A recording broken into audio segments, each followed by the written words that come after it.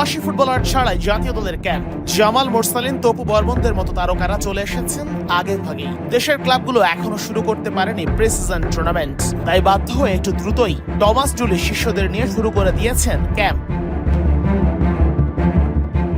বাইরের দেশের লিগের ফুটবলাররা যেহেতু খেলার মধ্যেই আছে, তাই তাদেরকে ডাকা হয়নি আগে ভাগে।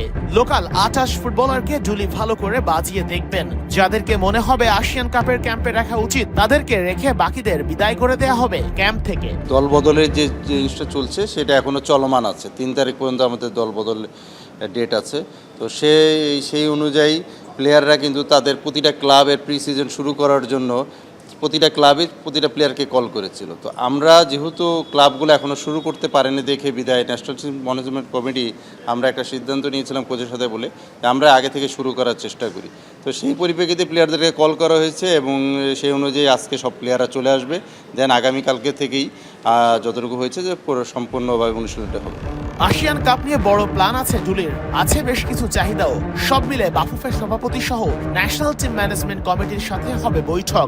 ডুলি যেভাবে চায় সবকিছু সেভাবেই হবে। এবারের দলটা নিয়ে যেহেতু সবার স্বপ্ন অনেক বেশি, তাই আগেভাগে প্ল্যান করে সবাই নামছে মাঠে। কোচের পরিকল্পনার সাথে আমরা সবাই থাকবো। আমরা আমাদের যারা ন্যাশনাল টিম ম্যানেজমেন্ট কমিটিতে আছি, আমাদের প্রেসিডেন্ট আছে এবং আমাদের কমিটির সবাই বসে কোচের চাহিদাটা কি, কোচের চাহিদা অনুযায়ী আমরা চেষ্টা করব কোচ কি খেলতে চায় না কি চায়, কোচ যেটা চাবে ওটাকে আমরা করার জন্য চেষ্টা করব।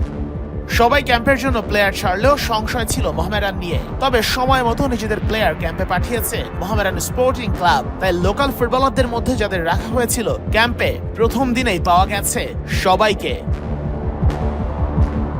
শেখ আশিক, ৭১, ঢাকা।